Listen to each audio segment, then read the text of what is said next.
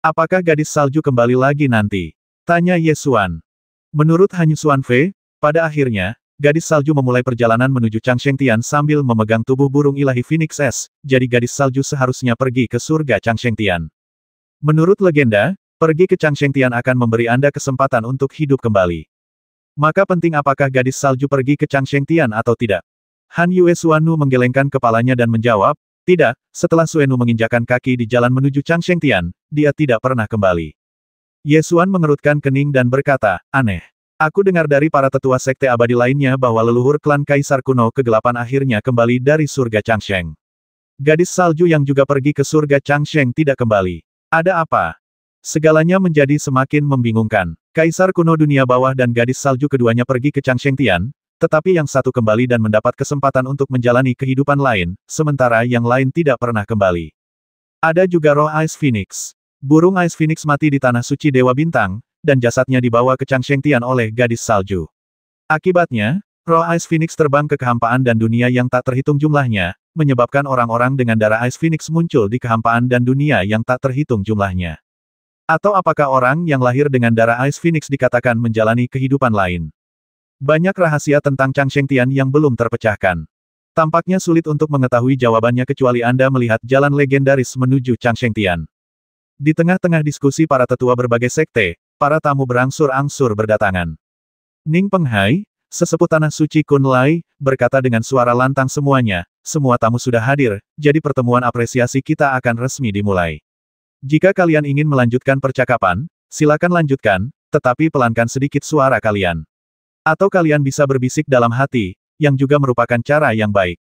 Mereka yang berani datang ke Tanah Suci Dewa Bintang memiliki dasar kultivasi yang tinggi, dan sangat mudah bagi mereka untuk berkomunikasi dengan dewa melalui telepati. Pertemuan apresiasi belum dimulai sebelumnya, jadi tidak perlu sengaja merendahkan suara. Karena pertemuan apresiasi telah dimulai, agar tidak mengganggu jalannya pertemuan apresiasi, sebagian besar tetua sekte abadi beralih berkomunikasi dengan pikiran spiritual mereka. Ning Penghai melanjutkan, pertemuan apresiasi yang diadakan beberapa hari lalu mendapat respons yang baik. Jadi, hari ini kami mengadakan pertemuan apresiasi berskala besar, terutama untuk minum-minum dan mengobrol, serta mengapresiasi harta karun. Jika ada tamu yang menyukai harta karun dan ingin membelinya, selama kedua belah pihak sepakat, transaksi dapat diselesaikan. Demikian pula, kami di Tanah Suci Kun Lai akan memulai dengan beberapa contoh. Saat Ning Penghai berbicara, ia meminta murid-muridnya untuk membawa sebuah harta karun dan meletakkannya di meja panjang di tengah aula resepsi agar semua orang dapat menghargainya. Tingkatan sebuah harta karun tidak sulit untuk dibedakan. Selama kultivasi Anda cukup tinggi, Anda bisa mendapatkan gambaran kasar hanya dengan melihatnya sekilas menggunakan indera ilahi Anda. Oleh karena itu, para tetua sekte abadi yang hadir melihat sekilas dengan indera kedewaan mereka, dan setelah mengetahui mutu harta karun itu, mereka berhenti memperhatikannya dan lanjut mengobrol dengan rekan-rekan praktisi di samping mereka. Setelah menghargai harta karun pertama, sesepuh lain dari sekte abadi mengambil harta karun lainnya. Saat harta karun itu dinilai satu demi satu, sebagian ada yang dinilai dan diperdagangkan, sementara sebagian tidak ada yang berminat dan diambil kembali oleh pemiliknya. Setelah menghargai lebih dari 10 harta, tibalah giliran manusia naga. Tetua klan naga mengeluarkan harta karun yang merupakan ciri khas klan naga. Pada akhirnya, 3 sekte abadi memperebutkannya dan harta karun itu terjual dengan harga yang bagus. Harta karun masyarakat naga telah dinilai. Ning Penghai siap meminta sekte abadi berikutnya untuk mengambil harta karun itu. Tepat pada saat ini, Tuan Muda Klan Naga, Pan Mo, berdiri, melirik Ye Xuan, lalu mengulurkan tangannya ke tetua di sampingnya dan berkata, bawakan aku esensi ilahi Dou Yuan. Tetua klan naga tidak berani menentang perintahnya, jadi dia mengeluarkan roh Dou Yuan dan meletakkannya di telapak tangannya.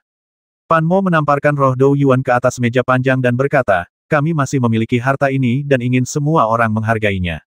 Sekaranglah saatnya klan naga memamerkan harta karun mereka, jadi Ning Penghai tentu saja tidak akan menolak. Ia mengamati esensi Dou Yuan dengan saksama beberapa kali, tetapi tidak dapat mengenali isinya. Dia melihat sekeliling dan tertawa terbahak-bahak. Tuan Muda Klan Naga telah mengambil harta karun lain. Harta karun ini langka. Saya tidak pandai melihatnya, dan saya tidak tahu apa itu. Adakah rekan di sini yang berpengetahuan luas dan bisa datang dan melihatnya? Beberapa tetua dari sekte abadi maju untuk menonton. Ye Xuan dan Qin Tai'a secara alami tahu apa itu, tetapi mereka tidak bergerak dan hanya duduk diam di tempat duduk mereka. Dilihat dari ekspresi Pan Mo barusan, Ye Xuan tahu dia sengaja melakukannya. Bahkan jika dia menawarkan untuk membelinya sekarang, pihak lain mungkin tidak akan setuju, jadi dia hanya menonton penampilannya dengan tenang. Bagaimana? Bisakah kau mencari tahu? Jangan bilang dengan jumlah kalian sebanyak ini, kalian bahkan tidak bisa mengenali harta karun langka milikku ini, desak Pan Mo. Sekte-sekte abadi yang hadir semuanya memiliki fondasi yang kuat. Dengan begitu banyak sekte abadi yang berkumpul di satu tempat, tentu saja akan ada orang-orang yang tahu apa yang baik. Tak lama kemudian, seorang tetua dari sekte abadi angkat bicara dan berkata, kalau tidak salah, ini pasti esensi ilahi Dou Yuan. Ini memang keajaiban langit dan bumi yang sangat langka. Mengenai nilainya, sulit dikatakan. Memang tidak banyak kegunaannya, tetapi karena sangat langka, jika seseorang membutuhkannya, itu adalah harta yang tak ternilai. Jika tidak ada yang membutuhkannya, maka hanya bisa disimpan untuk dikoleksi. Pan Mo tidak mau mendengarkan penjelasannya dan dengan lantang menekankan kata-kata kunci dalam kata-katanya. Kamu benar, benda ini adalah esensi ilahi Dou Yuan, keajaiban paling langka di alam semesta, harta yang tak ternilai. Dia hanya menghilangkan bagian kedua kalimat itu dan hanya berfokus pada 4 kata harta yang tak ternilai. Tetua Sekte Abadi tidak membantah apapun. Lagi pula, ia hanya menghargainya dan tidak membutuhkan esensi ilahi Dou Yuan. Lagi pula, kata-kata harta tak ternilai sepadan dengan kelangkaan esensi ilahi Dou Yuan. Pan Mo meninggikan suaranya dan berkata, ada yang mau roh Dou Yuan milikku ini.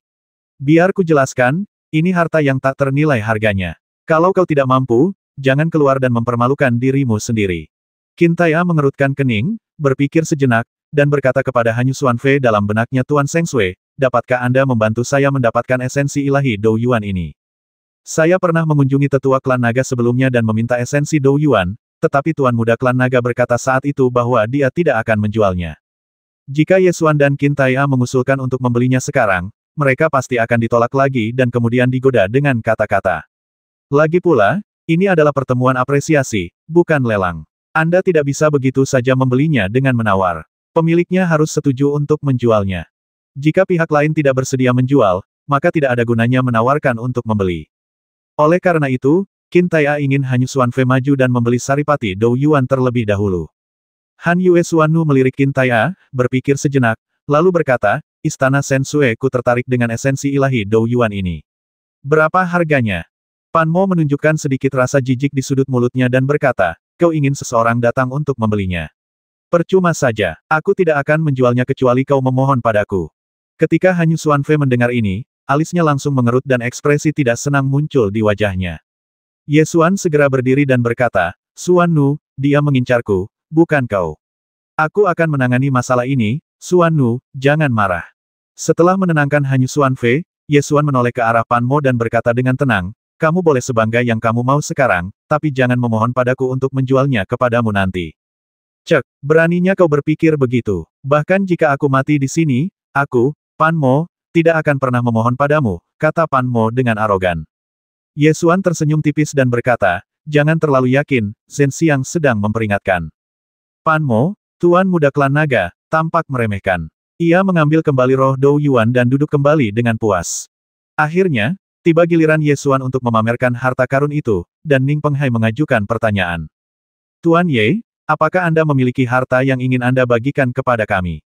Ye Xuan melangkah maju, mengeluarkan sebuah kotak giok, meletakkannya di atas meja panjang, dan langsung membuka tutup kotak giok itu, memperlihatkan ramuan di dalamnya. Sebuah pil bening dengan isi seperti awan muncul di depan mata semua orang.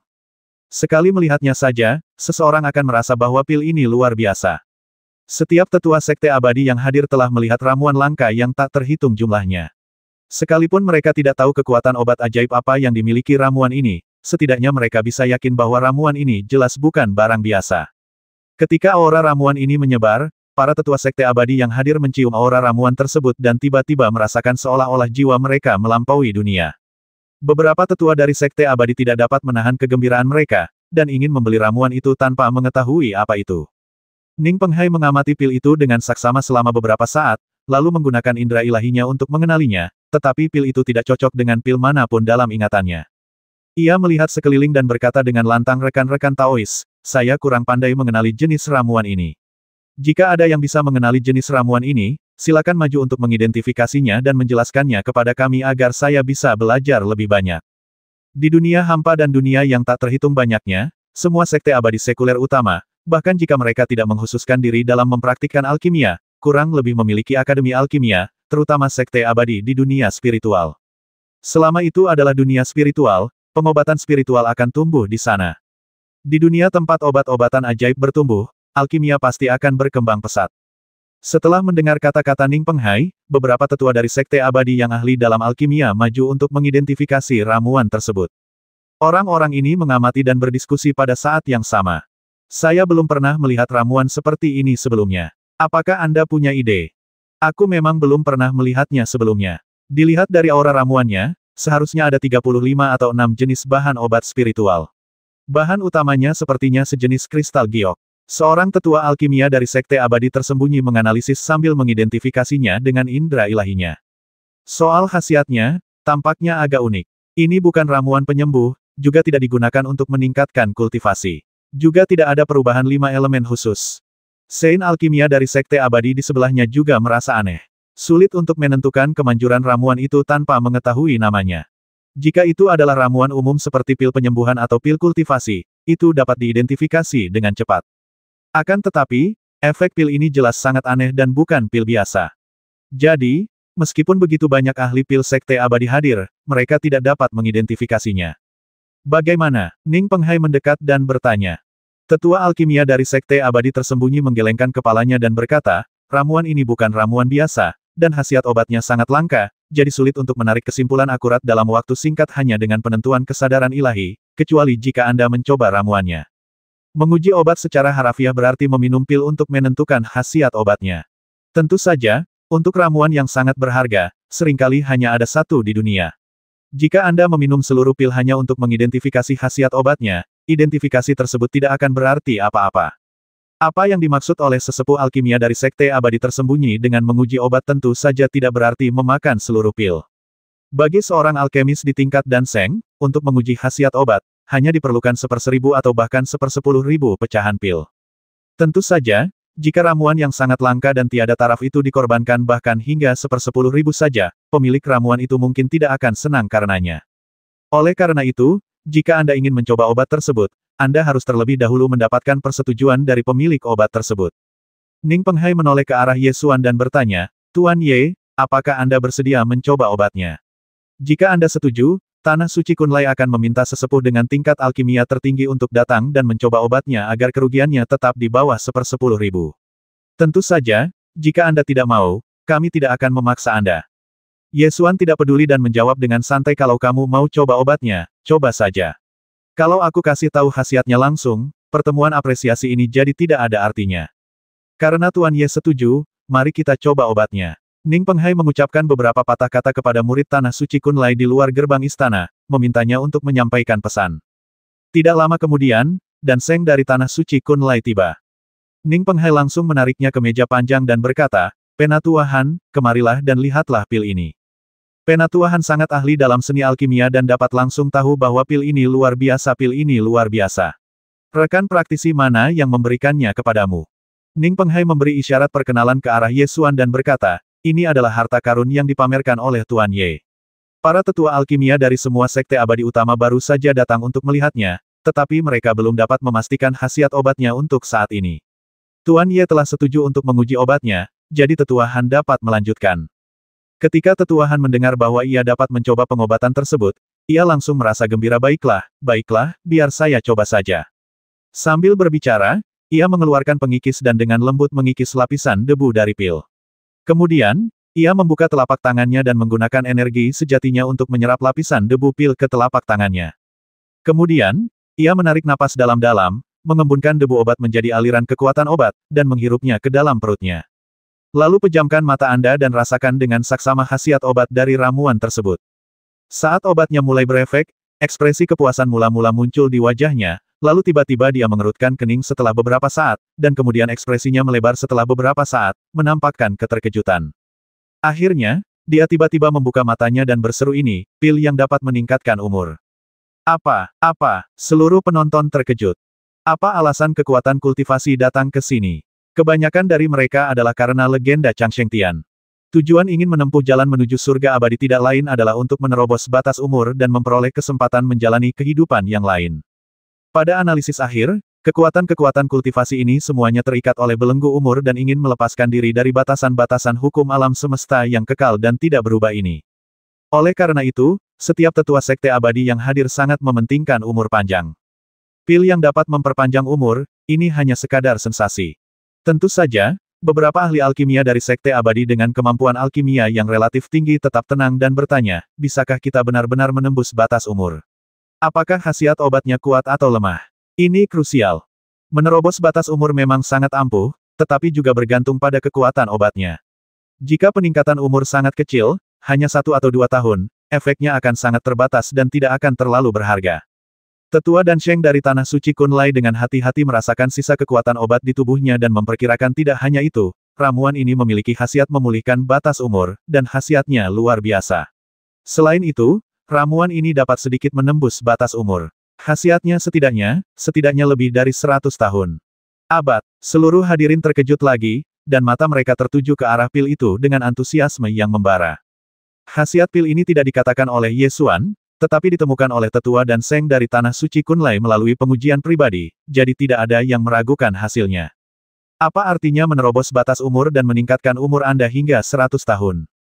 Bagi seorang Raja Dewa yang kuat, umur harapan hidupnya bisa mencapai 10.000 tahun, jadi 100 tahun tidak akan terasa lama. Namun, di dunia hampa dan penuh dengan hal-hal gaib, banyak orang kuat sering kali mencapai batas umur mereka saat hendak menerobos ke alam baru, dan mereka hanya tinggal sedikit lagi untuk bisa menerobos. 100 tahun kehidupan mungkin tampak tidak banyak, tetapi seringkali menjadi kunci untuk menentukan nasib seseorang.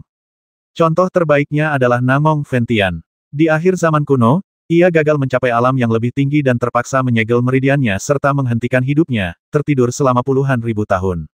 Di era ini, ia terbangun dan mengandalkan keberuntungan dinasti Zhou Agung untuk memperpanjang umurnya hingga 100 tahun.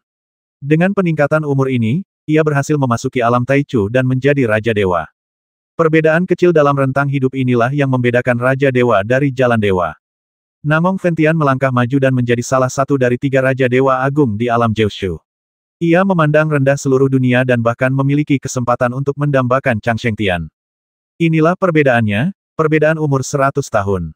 Dari contoh kasus Nangong Fentian, kita bisa melihat bahwa 100 tahun kehidupan mungkin tidak terasa lama, tetapi seringkali menjadi penentu nasib seseorang. Sekarang, sebagian besar kekuatan kultivasi yang ditempatkan di luar situs suci Dewa Bintang membawa leluhur mereka Ting Shou ke sini. Begitu para leluhur yang hidupnya terhenti ini terbangun, mereka akan berjuang untuk hidup mereka. Jika mereka dapat memulai perjalanan menuju surga abadi, mereka akan mendapatkan kesempatan terbesar dalam hidup mereka. Jika mereka gagal, hanya akan ada satu hasil, yaitu kematian di sini. Namun, karena nenek moyang yang telah berhenti hidup ini telah tidur terlalu lama, tidak seorang pun tahu berapa lama mereka dapat bertahan setelah bangun. Relik suci Dewa Bintang terdiri dari 128 dunia. Tak seorang pun tahu berapa lama waktu yang dibutuhkan untuk menemukan jalan menuju surga abadi dalam relik suci sebesar itu.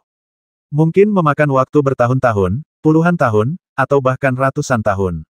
Setelah leluhur abadi ini bangun, mereka mungkin tidak dapat bertahan selama itu. Bahkan jika kita menemukan jalan ke Changsheng Tian, mungkin masih ada pertempuran sengit. Pada saat itu, siapapun yang dapat bertahan sampai akhir akan mendapatkan segalanya. Siapapun yang hidup lebih lama akan memperoleh keuntungan. Dalam hal ini, pil yang dapat menambah umur sudah cukup untuk menghancurkan keseimbangan antara leluhur berumur panjang dari sekte-sekte abadi utama. Selama para tetua sekte abadi memiliki akal sehat, mereka semua memahami nilai ramuan ini. Pil ini cukup untuk mengubah keadaan. Selama kita mendapatkannya, pil ini akan sangat membantu perjalanan ke tanah suci Dewa Bintang ini. Ning Penghai menarik napas dalam-dalam dan berkata kepada Ye Xuan Tuan Ye, khasiat obat yang diidentifikasi kurang lebih tidak konsisten. Pil ini milik Anda, jadi mengapa Anda tidak memberitahu saya khasiat obat apa yang dimiliki pil ini? Ye Xuan berdiri, berjalan ke meja panjang, menjepit pil dan mengambilnya. Mata semua orang yang hadir terpaku pada pil itu, seolah-olah mereka terpikat olehnya. Ye Xuan memegang pil itu di tangannya dan tersenyum tipis. Pil ini adalah salah satu dari 7 pil unik milik 7 kaisar pil unik, dan disebut pil Yuan Ilahi. Penilaian oleh tetua suci pil dari Tanah Suci Kunlai sangat akurat. Ini memang pil yang dapat memperpanjang umur. Pil ini juga memiliki efek penyembuhan yang sangat baik. Jika umur Anda rusak karena cedera, pil ini pada dasarnya dapat memulihkan umur Anda hingga batasnya, dan sekaligus sedikit menembus batas tersebut. Efek menembus batas umur tersebut sekitar 100 tahun. Benarkah itu? Tetua Sekte Abadi Tersembunyi segera berdiri dan berkata dengan cemas, kami di Sekte Abadi Tersembunyi tertarik dengan ramuan ini. Tuan Ye, apakah Anda bersedia pergi bersama saya ke markas besar Sekte Abadi Tersembunyi untuk membahasnya secara detail? Para tetua dari kekuatan kultivasi lain yang hadir langsung kesal dan berkata, apa maksudmu dengan Sekte Abadi Tersembunyi? Kau ingin berdiskusi secara pribadi, apakah kau berencana untuk memaksakan pembelian? Kami juga tertarik dengan pil ini. Tuan Ye, tolong jual saja ke keluarga Nanzhao kami. Kami berjanji akan memuaskan Anda. Nan Zhaoming dari keluarga Nanzhao kuno bergegas maju dan berkata, Tuan kamu, untuk sesaat, hampir semua kekuatan kultivasi yang hadir ingin membeli pil Shenyuan ini. Para tetua klan naga pun datang dan berkata, Tuan Ye, tolong jual saja kepada kami. Berapapun harganya, kami akan memuaskan Anda. Para kultivator di sekitar merasa kesal ketika melihat klan naga juga datang. Mereka berkata, beraninya klan naga datang dan mencari masalah. Baru saja, Tuan Muda Ye ingin membeli esensi ilahi Dou Yuan milikmu. Bagaimana sikap Tuan Mudamu? Kau tidak punya kesempatan. Keluar dari sini sekarang. Jika Anda dapat menyingkirkan pesaing, Anda akan memiliki peluang lebih tinggi untuk mendapatkan pil Shenyuan.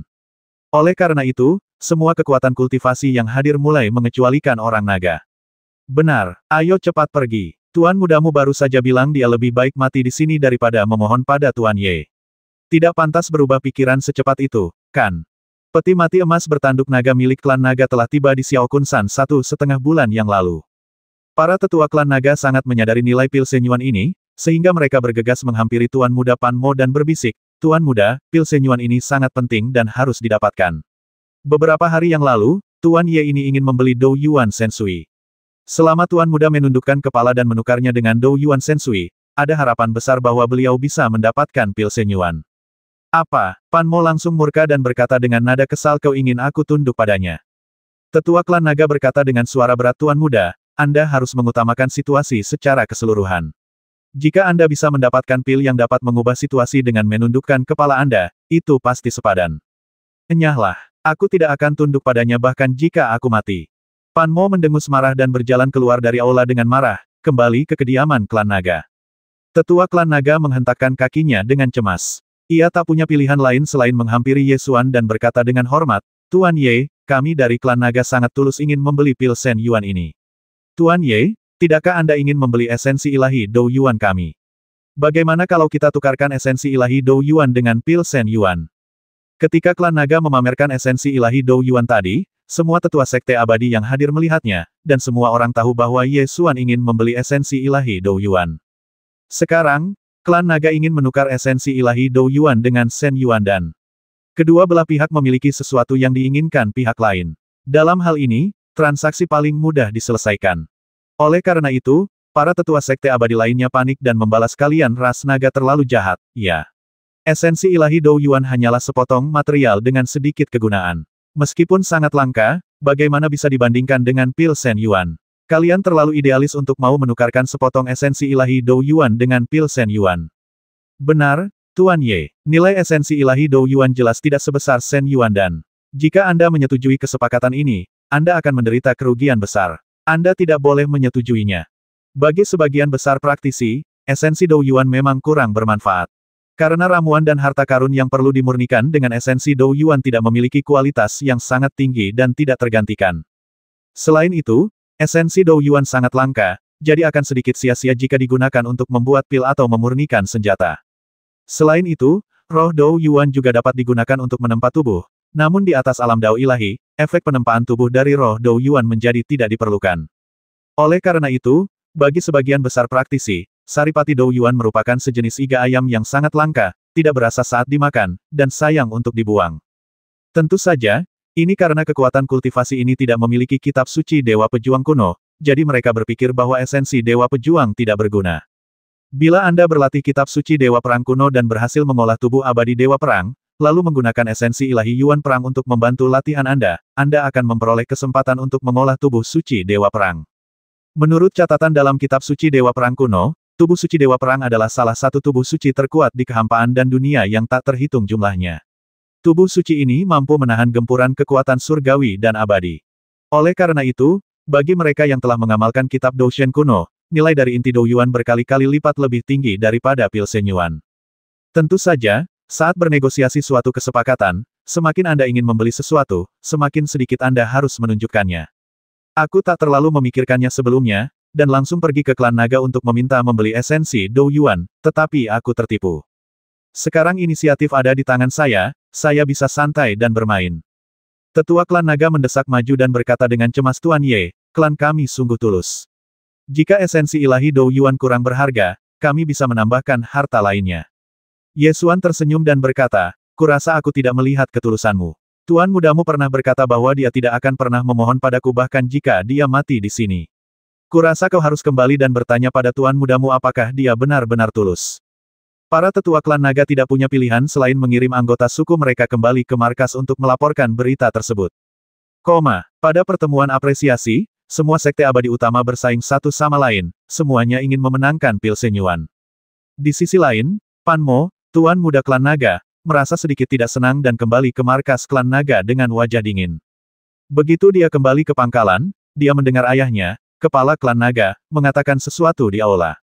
Apakah yang dilaporkan tetua itu benar? Lalu kenapa kau tidak segera menurunkannya? Apa perlu kembali dan melaporkan hal sepenting itu? Turunkan saja dulu.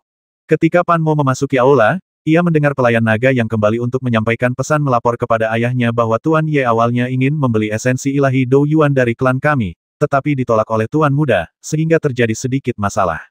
Tuan Ye merasa bahwa klan kami tidak tulus dan tidak mau menjualnya kepada kami. Ketika kepala keluarga klan naga melihat putranya kembali, dia langsung berteriak, kemarilah, apa yang terjadi dengan esensi ilahi Dou Yuan. Pan Mo melotot tajam ke arah petugas yang mengantar pesan, lalu tersenyum menyanjung dan berkata, ayah, aku punya dendam terhadap Ye Xuan itu. Dia ingin membeli esensi Dou Yuan, dan aku mempermainkannya. Kau mempermainkannya, pantas saja para tetua bilang mustahil mendapatkan Pilsen Yuan. Ternyata kaulah pelakunya. Kepala klan naga menunjukkan ekspresi marah di wajahnya, seolah ingin melahap seseorang. Itu cuma pil. Kalau nggak mau dijual, ya jangan. Bukan masalah besar, kata Pan Mo dengan nada tidak setuju. Kepala klan naga langsung murka. Ia menamparnya hingga tersungkur ke tanah dan mengumpat, dasar sampah tak berguna. Kau tahu apa itu Pilsen Yuan? Dengan pil itu, kemungkinan leluhur kita terbangun dan memasuki Changsheng Tian bisa meningkat beberapa kali lipat. Kau bilang sekarang itu bukan masalah besar. Pan Mo jatuh ke tanah, menutupi wajah kirinya, dan berkata dengan marah, ayah, apa yang ayah lakukan? Ini kan cuma pil. Apa perlu aku dipukul? Aku memukulmu. Aku akan menendangmu. Patriark klan naga menendangnya dan mengutuk belikan Pilsen Yuan itu untukku sekarang, apapun caranya. Kalau kau tidak bisa membelinya kembali, aku akan mengulitimu hidup-hidup. Pan Mo mulai panik, tetapi masih tidak mengerti betapa pentingnya Pilsen Yuan. Ia menutupi wajahnya dan bergumam, apakah aku harus minum pil itu? Kurasa pil itu tidak istimewa. Banyak kekuatan kultivasi berebut membelinya seperti orang bodoh.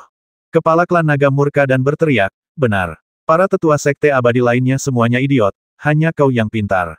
Kukatakan padamu, sebelum leluhur tahu tentang ini, kau harus membelikan Pilsen Yuan untukku. Kalau tidak, kau akan berlutut di depan peti emas tanduk naga malam ini dan meminta maaf.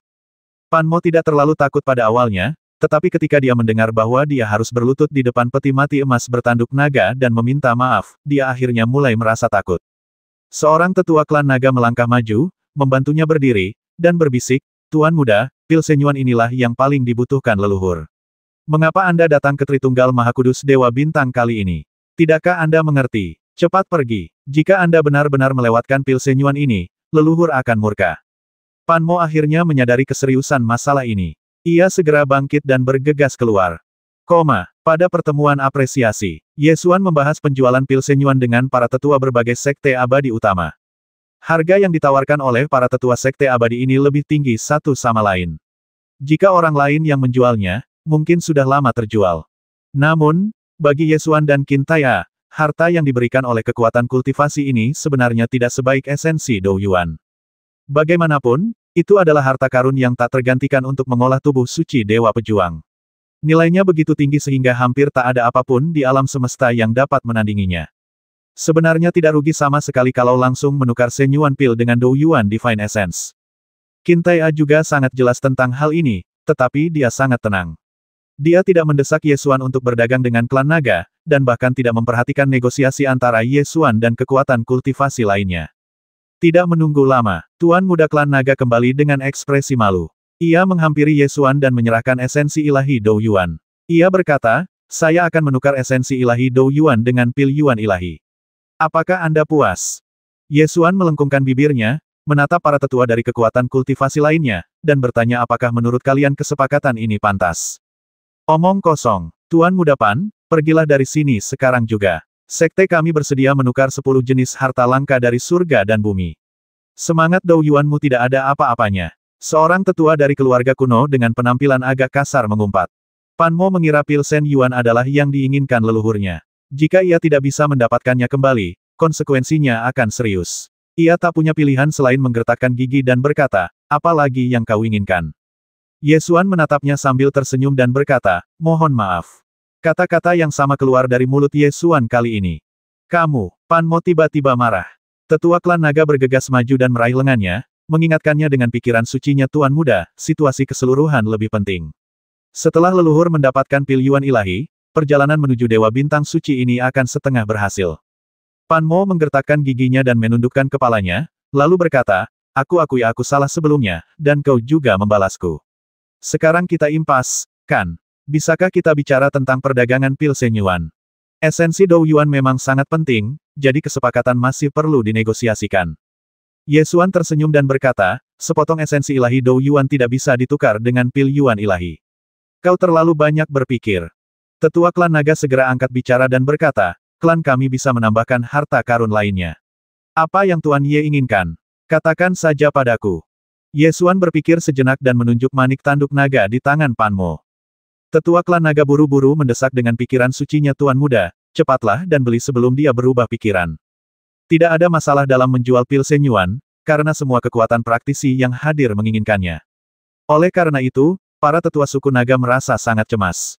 Pan Mo menggertakkan giginya, melepaskan manik si tanduk naga, menyerahkannya bersama esensi ilahi Dou Yuan, dan berkata, apakah ini cukup?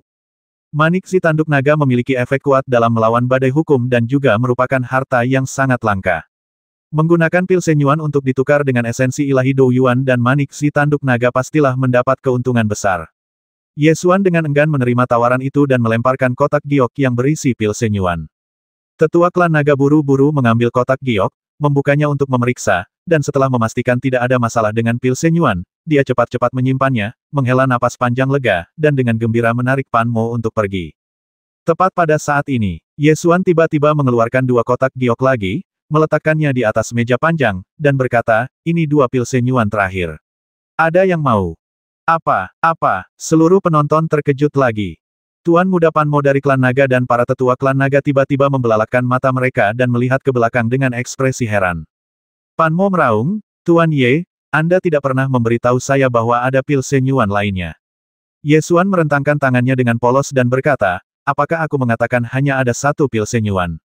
Para kultivator yang hadir awalnya mengira mereka akan kehilangan pil Sen Yuan, tetapi ternyata masih ada 2. Mereka langsung menimpali dengan terkejut, benar. Tuan Ye tidak pernah mengatakan hanya ada 1 pil Sen Yuan. Kau, Pan Mo menunjuk ke arah Ye Xuan, hampir menjadi gila. Ye Xuan merentangkan tangannya dan berkata, jika kau ingin menyesalinya, kembalikan saja pil Sen Yuan kepadaku. Aku tidak akan kesulitan menjualnya. Para tetua klan naga bergegas menekan harta simpanan mereka. Meskipun saya tidak tahu sebelumnya bahwa ada 3 pil Sen Yuan, saya beruntung bisa membeli 1. Jika saya kembali sekarang, mustahil untuk membeli yang lain. Benar, kenapa kalian, para naga, tidak mengembalikan pil Sen Yuan itu kepada Tuan Muda Ye? Kami di Yingxianmen menginginkan ketiga pil Sen Yuan itu. Sebutkan saja harganya, Tuan Muda Ye. Jika kau menjualnya hanya dengan 1 saripati Dewa Dou Yuan dan seuntai manik tanduk naga, kau akan rugi besar. Akan lebih hemat biaya jika menjualnya kepada kami di Yingxianmen, kata tetua Yingxianmen dengan tergesa-gesa. Para tetua klan naga tidak berani menunda lebih lama lagi, dan buru-buru menarik Tuan Muda Pan Mo kembali ke pangkalan dan mengirim pil Sen Yuan kembali untuk dipersembahkan kepada leluhur. Kekuatan kultivasi lainnya terus berebut untuk membeli pil Sen Yuan. Tuan Ye, harta karun apa yang Anda inginkan? Asalkan Anda bisa memberitahu kami dan kami memilikinya, kami akan memberikannya tanpa ragu. Sekte abadi tersembunyi sangat ingin membeli pil Sen Yuan. Ye Xuan berpikir sejenak dan bertanya dengan keras, apakah ada keluarga abadi yang hadir di sini yang memiliki harta karun yang berhubungan dengan ilmu pedang? Jika ya, tolong bawa mereka keluar dan biarkan kami melihatnya. Tetua Sekte Abadi Tersembunyi segera berdiri kaget dan berkata, Tuan Ye, Sekte Abadi Tersembunyi kami memiliki harta karun tertinggi, Raja Dewa Pedang Dao. Saya akan membawanya keluar untuk Anda hargai. Saat Tetua Sekte Abadi Tersembunyi berbicara, ia melepaskan pedang terbang yang melayang di udara. Ternyata pedang itu adalah harta berharga Raja Ilahi. Harta Raja Ilahi akan sangat berharga di mata orang lain. Namun, di mata Ye Xuan, itu tidak ada gunanya. Ye Xuan tersenyum, mengangkat tangannya, dan pedang kunpeng terbang keluar, melayang di udara, memancarkan ketajaman yang tak tertandingi, menutupi langit dan bumi, dan ketajaman yang tak tertandingi. Para tetua Sekte Abadi yang hadir melihat pedang kunpeng dan segera mengangkat alis mereka. Ini adalah senjata kuasi kaisar. Dari Sekte Abadi Tersembunyi, Tuan Muda Ye bahkan punya senjata semi kekaisaran, dan sepertinya itu harta karun penyelamat hidupnya. Sebaiknya kau jangan mengeluarkan pedang terbang Raja Ilahimu dan mempermalukan dirimu sendiri, canda seseorang. Wajah Tetua Sekte Abadi Tersembunyi menjadi gelap, ia menggertakkan giginya dan berkata, Tuan Muda Ye, Sekte Abadi Tersembunyi kami juga memiliki fondasi yang kuat dalam ilmu pedang. Katakan saja apa yang Anda inginkan. Selama Sekte Abadi Tersembunyi kami memilikinya, kami pasti akan memenuhi permintaan Anda. Apakah Sekte Abadi Tersembunyi juga merupakan sekte pembudidaya pedang? Tanya Ye Xuan. Benar, Sekte Abadi Tersembunyi memang fokus pada latihan pedang. Awalnya, keahlian pedang unik sekte ini tidak diwariskan kepada orang luar. Namun, untuk menunjukkan ketulusan kami, selama Anda mau, keahlian pedang unik Sekte Abadi Tersembunyi dapat digunakan sebagai gantinya, kata Tetua Sekte Abadi Tersembunyi sambil menggertakkan gigi. Ye Xuan tidak tertarik dengan teknik pedang unik Sekte Abadi Tersembunyi. Lagi pula, ia telah mempelajari teknik dan taktik pedang dari dua pendekar pedang terhebat, jadi teknik pedang lain yang ia miliki tidak akan jauh lebih kuat.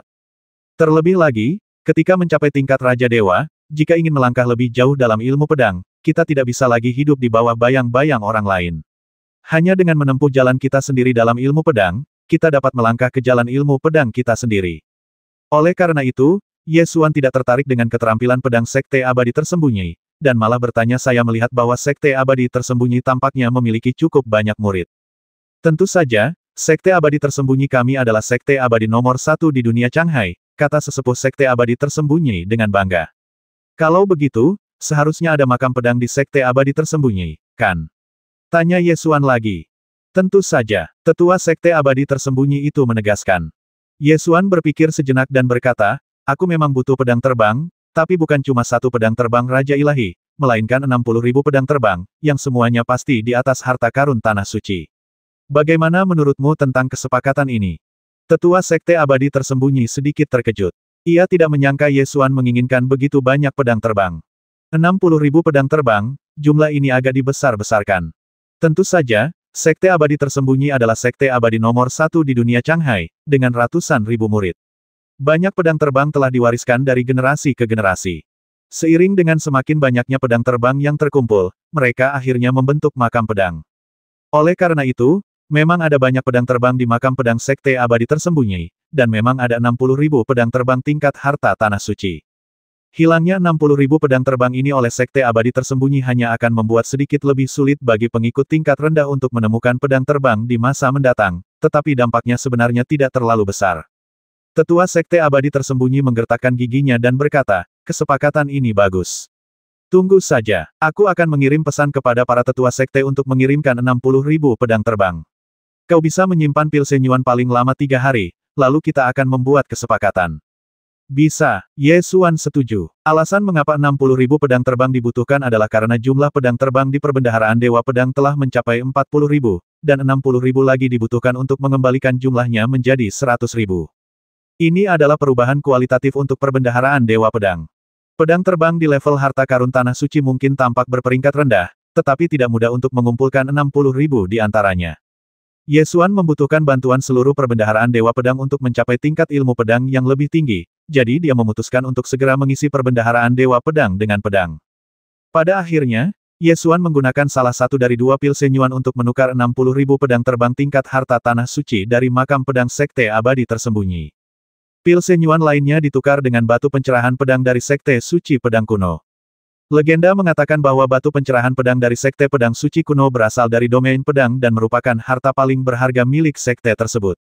Batu pencerahan pedang yang dipajang oleh Sekte Suci Pedang Kuno tampak seperti lempengan batu yang tingginya sedikit lebih tinggi dari manusia, dan tampaknya tidak ada yang istimewa tentangnya. Para tetua dari berbagai sekte maju untuk mengamati, tetapi mereka tidak dapat melihat sesuatu yang berbeda.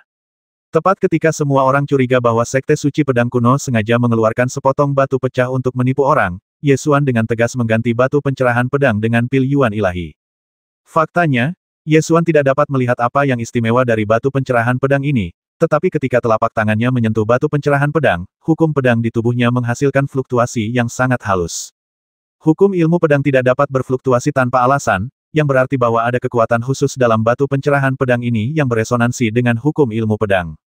Oleh karena itu, ketika Ye Xuan tidak dapat melihat menembus batu pencerahan pedang, dia dengan tegas menukar pil yuan ilahi dengan batu pencerahan pedang.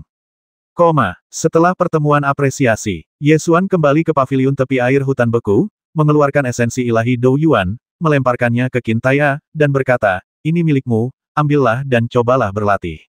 Qin Taya menangkap roh Dou Yuan, mengamatinya dari atas ke bawah, mematahkannya menjadi dua bagian dengan tangannya, melemparkan salah satu bagiannya kembali, dan berkata, "Aku tidak begitu memahami bakat kultivasimu. Kamu juga harus mencoba berlatih. Mungkin kamu bisa berhasil sebelum aku." Tidak mudah untuk mengolah tubuh Dewa Pejuang, dan kini perjalanan menuju Dewa Bintang Suci sudah dekat. Ye Xuan melemparkan separuh esensi ilahi Dou Yuan dan berkata, "Aku seorang kultivator pedang, bukan kultivator fisik. Semakin tinggi ranahnya, semakin besar perbedaannya. Jalur pedangku sebenarnya telah mencapai batas atas pada tahap ini. Aku merasa jika aku ingin maju lebih jauh di ranah ini, aku harus menemukan terobosan baru dalam jalur pedang. Oleh karena itu, aku perlu berkonsentrasi untuk memahami jalur pedang dan tidak punya waktu untuk berlatih kitab suci kuno Dousen. Semakin tinggi level yang Anda capai, semakin Anda perlu fokus pada satu titik dalam latihan Anda. Menggunakan satu titik untuk menembus permukaan adalah jalan menuju kemajuan." Ye Xuan mengambil jurusan ilmu pedang. Jika dia ingin menembus batas wilayahnya, dia harus fokus pada ilmu pedang. Teknik utama Qin Taya adalah kitab suci kuno Dewa Pertempuran, jadi ia perlu menerobos roh Dou Yuan. Jika Ye Xuan sekarang teralihkan dengan berlatih kitab suci Dewa Perang kuno dan mengesampingkan sementara latihan pedangnya, peningkatan wilayahnya akan tertinggal. Lagi pula, aku baru saja mendapatkan batu pencerahan pedang, dan aku belum menemukan rahasia batu pencerahan pedang itu. Aku perlu mempelajarinya dengan saksama. Mungkin setelah melihat rahasia batu pencerahan pedang, akan ada terobosan dalam bidang pedang. Oleh karena itu, Ye Xuan melemparkan kembali esensi ilahi Dou Yuan dan berkata, "Ambil saja dan praktikkan dulu.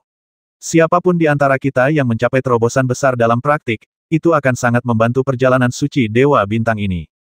Qin Taya merenung sejenak dan berkata, "Sebelumnya, kita meremehkan bahaya tanah suci Dewa Bintang. Kurasa mungkin lebih baik tidak memasuki tanah suci Dewa Bintang. Sebelum datang ke sini, meskipun aku punya pengetahuan tentang jejak suci Dewa Bintang, aku masih meremehkan betapa berbahayanya tempat itu. 30.000 tahun yang lalu, bahkan burung Ice Phoenix dari istana Seng Sui mati di sini. Tidak heran Hanyu Xuanfei berkata bahwa di tanah suci Dewa Bintang, bahkan Raja Dewa pun tidak cukup baik. Terlebih lagi, beberapa hari yang lalu, klan Kaisar kuno kegelapan yang membasmi burung ilahi Phoenix S telah muncul. Setelah 30.000 tahun, klan Kaisar kuno kegelapan muncul kembali, membuat perjalanan menuju Dewa Bintang Suci ini semakin berbahaya. Awalnya aku datang ke Tanah Suci Dewa Bintang kali ini untuk mencari meteorit bintang Souguang.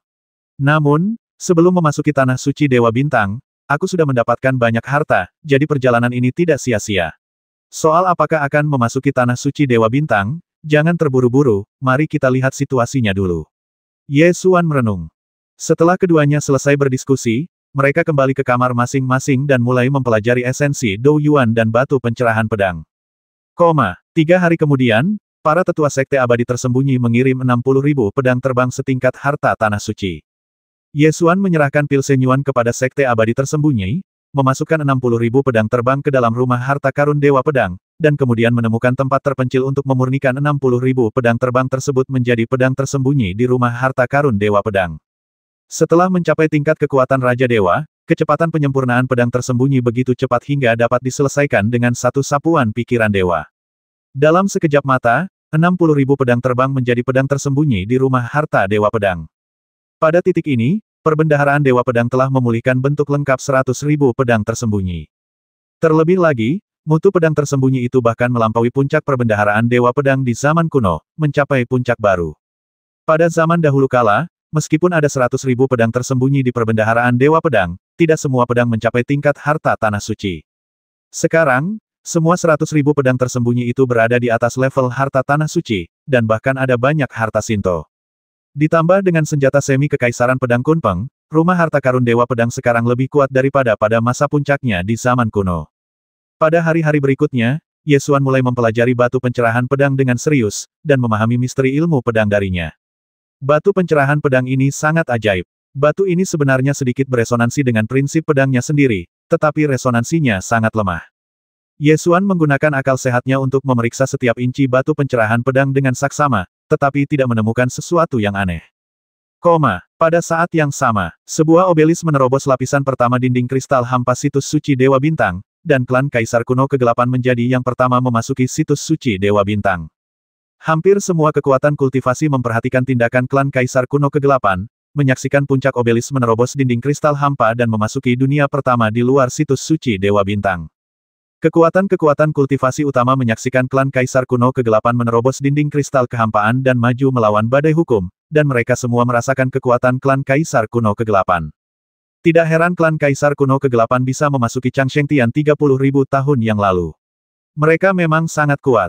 Mereka benar-benar menggunakan obelis itu untuk menembus dinding kristal void.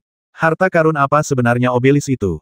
Tidakkah kau lihat? Obelis itu senjata kekaisaran. Kekuatan pertama memasuki tanah suci Dewa Bintang, yang membuat kekuatan kultivasi lainnya mulai bergairah. Namun, hingga kini, jalan legendaris menuju Changsheng Tian belum muncul, jadi semua kekuatan kultivasi utama masih berada di pinggir lapangan dan belum gegabah mencoba menerobos ke tanah suci Dewa Bintang. Setelah klan Kaisar Kuno Kegelapan memasuki tradisi suci Dewa Bintang, semua kekuatan kultivasi tengah memperhatikan dengan saksama perubahan dalam tradisi suci Dewa Bintang, ingin melihat apakah klan Kaisar Kuno Kegelapan takkan mampu menahan badai hukum dalam tradisi suci Dewa Bintang dan mundur. Hasilnya mengecewakan pasukan yang berlatih ini. Setelah klan Kaisar Kuno Kegelapan memasuki tanah suci Dewa Bintang, mereka tak pernah kembali. 3 hari kemudian, mereka berhasil menembus lapisan kedua dinding kristal hampa dan memasuki dunia kedua. Dipisahkan oleh 2 lapis dinding kristal hampa, orang-orang kuat di luar relik suci Dewa Bintang tidak dapat mengamati keberadaan klan Kaisar Kuno Kegelapan bahkan dengan seni ilahi mengamati langit. Setelah klan Kaisar Kuno Kegelapan masuk jauh ke dalam relik suci Dewa Bintang, semua kekuatan kultivasi utama akhirnya mengambil tindakan. Kekuatan kultivasi yang lebih kuat mulai mencoba menerobos dinding kristal hampa, membawa peti mati emas, menuju relik suci Dewa Bintang, mencari surga abadi yang legendaris. Satu demi satu, semakin banyak pasukan praktisi memasuki tanah suci Dewa Bintang. Ye Xuan tetap sabar di Gunung Xiaokun, memahami ilmu pedang sambil menunggu. Tujuan utama datang ke Tritunggal Mahakudus Dewa Bintang kali ini adalah untuk memperoleh meteorit bintang kosmik.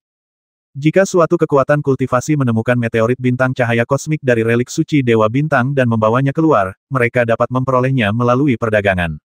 Oleh karena itu, tidak perlu memasuki tanah suci Dewa Bintang. Bagi Ye Xuan, tidak perlu memasuki tanah suci Dewa Bintang, tetapi bagi Namong Fentian, itu berbeda. Namong Fentian datang ke tanah suci Dewa Bintang dengan tujuan menemukan jalan menuju surga abadi. Ye Xuan tidak terburu-buru, tetapi Namong Fentian sangat cemas.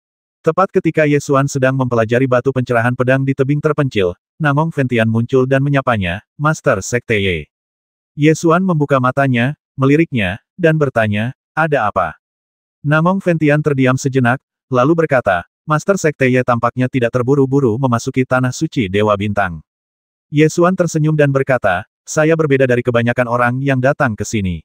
Saya tidak memiliki masalah harapan hidup, jadi Changsheng Tian tidak terlalu menarik bagi saya, jadi saya tidak perlu khawatir. Nangong Fentian memang iri dengan kondisi Ye Xuan saat ini. Ia telah mencapai status Raja Ilahi di usia yang begitu muda, dan memiliki harapan besar untuk menjadi Kaisar Ilahi tanpa bergantung pada peluang besar apapun. Ia benar-benar tidak perlu mencari Changsheng Tian. Namun, ia berbeda. Ia telah tertidur terlalu lama. Meskipun telah menjadi Raja Dewa, sangat sulit baginya untuk melangkah maju. Karena itu, ia rindu pergi ke Changsheng Tian untuk mencari harapan ilusi itu. Aku sungguh iri pada pemimpin Sekte Ye, desah Namong Fentian. Ye Xuan tahu apa yang dipikirkan Namong Fentian, dan setelah berpikir sejenak, ia berkata, jika Master Sekte Namong cemas, beliau juga bisa bergabung dengan kekuatan kultivasi lain untuk memasuki tanah suci Dewa Bintang.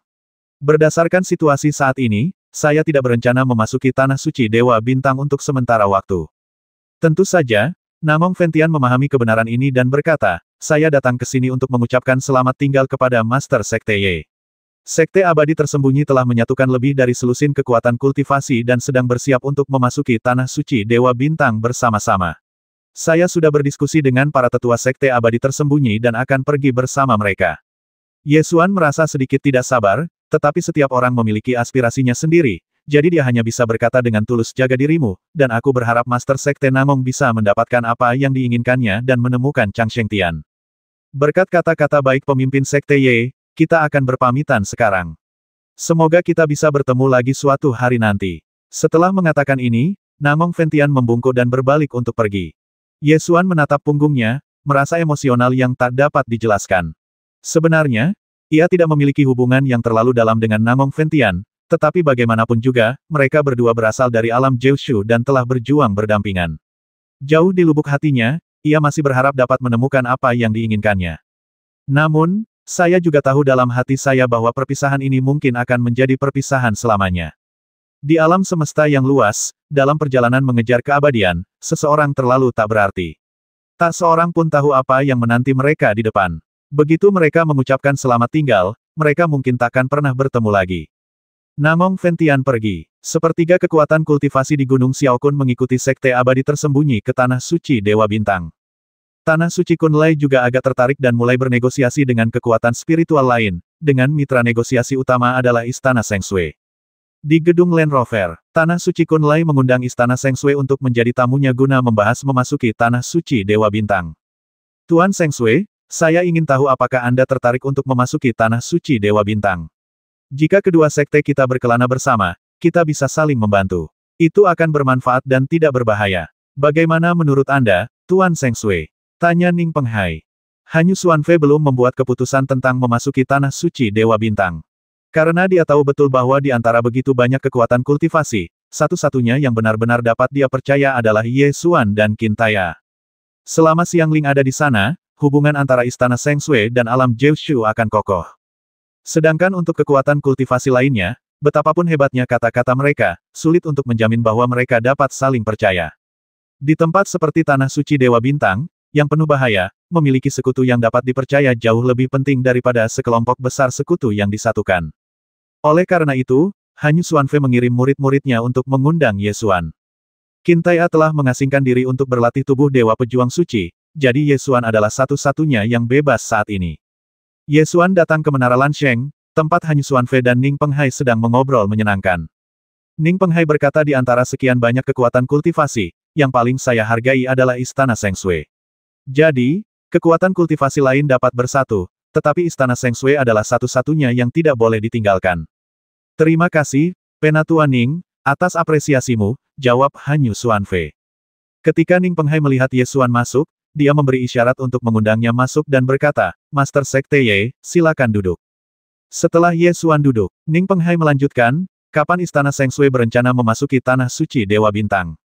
Aku juga akan mengatur waktu bagi sekutu lain untuk bertindak bersama. Dalam beberapa bulan terakhir, Tanah Suci Kunlai telah menarik banyak kekuatan spiritual. Pada dasarnya, separuh kekuatan kultivasi di Gunung Xiaokun memiliki hubungan baik dengan Tanah Suci Kunlai. Jika tidak ada kecelakaan lain, separuh kekuatan kultivasi di Gunung Xiaokun akan bertindak bersama, yang akan dianggap sebagai kekuatan terbesar dalam keajaiban suci Dewa Bintang ini. Tentu saja, karena ada terlalu banyak kekuatan yang berlatih dan hubungan internalnya rumit, sulit untuk mengatakan berapa banyak kekuatan yang dapat mereka kerahkan. Ye Xuan dan Han Yue Xuannu bertukar ki dan tidak terburu-buru memasuki Tanah Suci Dewa Bintang. Han Yue Xuannu berkata dengan tenang, Penatua Ning, Istana Seng Sui kita tidak terburu-buru untuk memasuki Tanah Suci Dewa Bintang. Mengapa Tanah Suci Kunlai harus mencakup Istana Seng Sui?